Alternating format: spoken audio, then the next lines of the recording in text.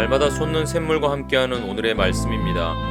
2월 17일 월요일 오늘의 말씀은 마가복음 4장 21절부터 25절까지입니다. 사람이 등불을 가져오는 것은 말 아래나 평상 아래 두려 함이냐, 등경 위에 두려 함이 아니냐.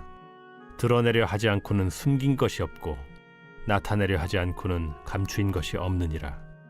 들을 귀 있는 자는 들으라. 너희가 무엇을 듣는가 스스로 삼가라. 너희의 헤아리는 그 헤아림으로 너희가 헤아림을 받을 것이며 더 받으리니, 있는 자는 받을 것이요 없는 자는 그 있는 것까지도 빼앗기리라. 우리는 하루에도 수많은 소리를 듣고 살아갑니다. 스마트폰 알람 소리로 하루를 시작하고 뉴스, 음악, 대화, 광고까지 수없이 많은 정보가 우리의 귀를 스쳐 지나갑니다.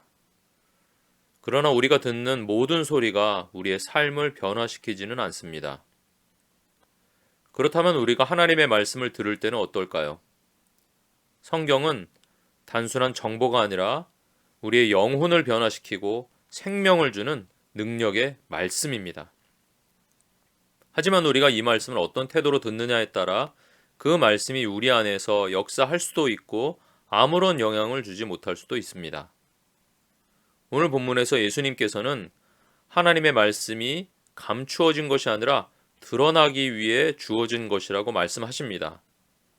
그리고 듣는 태도에 따라 더욱 깊이 깨닫게 되거나 반대로 깨달음이 사라질 수도 있다, 그렇게 경고하십니다. 그렇다면 우리는 하나님의 말씀을 어떻게 듣고 깨달아야 할까요? 오늘 이 시간 말씀을 듣는 우리의 태도와 그로 인해 주어지는 하나님의 은혜에 대해 함께 살펴보겠습니다. 예수님께서는 등불의 비유를 통해 하나님의 말씀이 본래 숨겨지는 것이 아니라 세상을 밝히기 위해 주어진 것임을 가르치십니다. 시편 119편 105절은 주의 말씀은 내 발의 등이요 내 길의 빛이니이다 라고 말씀합니다. 빛이 어둠을 밝히듯이 하나님의 말씀은 우리의 삶을 비추며 하나님의 나라의 비밀을 깨닫게 합니다.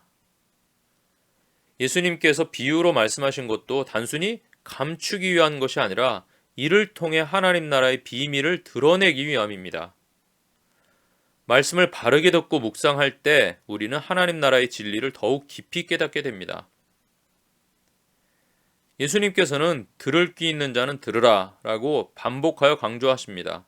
이는 우리가 말씀을 듣는 태도가 중요하다는 사실을 뜻합니다. 하나님의 말씀을 듣는 자 중에는 네 가지 밭의 비유처럼 각기 다른 반응을 보이는 사람들이 있습니다. 어떤 이는 길가와 같아 말씀이 들어오지도 못하고, 어떤 이는 돌밭과 같아 깊이 뿌리를 내리지 못하며, 어떤 이는 가시떨기밭과 같아 세상의 염려로 말씀이 열매 맺지 못합니다. 그러나 좋은 땅과 같이 말씀을 잘 듣고 순종하는 자는 30배, 60배, 100배의 결실을 맺게 됩니다. 여기서 우리는 어떻게 듣는가가 매우 중요함을 깨닫습니다. 하나님은 우리가 어떤 마음으로 말씀을 대하는지 보시며 말씀을 사모하고 순종하는 자에게 더욱 풍성한 깨달음을 주십니다. 본문 24절에서 예수님은 너희가 되질하여 주는 만큼 너희에게 되질하여 주실 것이요 덤으로 더 주실 것이다 라고 말씀하십니다. 말씀을 깊이 듣고 묵상하는 자는 더 깊은 영적 깨달음을 얻게 될 것입니다. 예수님은 가진 사람은 더 받을 것이요 가지지 못한 사람은 그 가진 것마저 빼앗길 것이다 라고 말씀하십니다. 여기서 가진 자는 누구입니까? 바로 하나님 나라의 비밀을 깨달은 사람입니다. 가지지 못한 자는 그것을 깨닫지 못한 자를 뜻합니다. 이 말씀은 우리에게 경각심을 줍니다. 우리가 하나님의 말씀을 진지하게 받아들이지 않으면 말씀을 깨닫지 못할 뿐 아니라 영적인 어두움 속으로 더 깊이 빠지게 됩니다. 결국 바리새인들처럼 예수님을 반대하고 거부하는 자리까지 나아갈 수 있습니다. 반대로 말씀을 사모하고 순종하는 자는 더 많은 영적 깨달음을 얻고 하나님 나라의 비밀을 더욱 풍성히 누리게 됩니다. 18세기 영국의 한 작은 마을에서 있었던 이야기입니다. 존 윌리엄스라는 청년은 어려서부터 교회를 다니며 성경을 들었지만 그 말씀을 깊이 깨닫지 못한 채 살아갔습니다. 그는 교회에서 설교를 들을 때도 마음이 다른 곳에 있었고 예배 후에는 말씀을 전혀 기억하지 못하는 경우가 많았습니다. 그러던 어느 날 그가 우연히 존 웨슬레의 설교를 듣게 되었습니다. 웨슬리는 마가복음 4장 24절을 강력하게 선포하며 너희가 어떻게 듣는가가 중요하다. 말씀을 깊이 사모하는 자에게 하나님은 더 큰 깨달음을 주신다 라고 강조했습니다. 그 순간 존 윌리엄스의 마음이 움직였습니다. 그는 자신이 그동안 하나님의 말씀을 건성으로 듣고 있었음을 깨닫고 회개했습니다. 이후 그는 성경을 깊이 묵상하기 시작했고 매일 말씀을 기록하며 기도하는 습관을 들였습니다. 몇 년 후 존 윌리엄스는 성경을 연구하는 학자가 되었고 성경을 삶의 중심으로 삼는 삶을 살았습니다. 그는 하나님의 말씀을 깨닫고 전하는 일에 헌신하며 많은 사람들에게 복음을 전하는 목회자가 되었습니다. 그의 삶은 마가복음 4장 25절의 말씀을 그대로 보여줍니다.